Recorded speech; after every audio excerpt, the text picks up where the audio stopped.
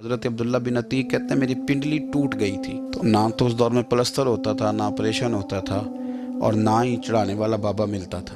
तो जिन लोगों की टूट जाती थी टांगें, वो बड़ी मुश्किल में आ जाते थे, टांगें छोटी हो जाती थी, हड्डी गलत जगह पे जुड़ जाती थी। ये कई लोगों के साथ मुश्किलात आती थी, लेकिन फरमाते हैं मैं उस तबीब के पास गया जो कायनात के तबीब है। तो अब्दुल्ला इब्न अतीक कहते हैं जाके हुजूर के सामने मैंने अपनी टांग को रखा, नबी पाक ने उस पर दस्ते करम फेरा, मेरे रब ने शिफा अता कर दी।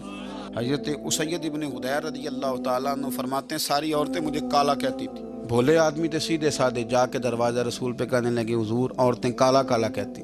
मेरे रसूल पाक ने दस्ते मुबारक फ़िज़ा में बुलंद किया।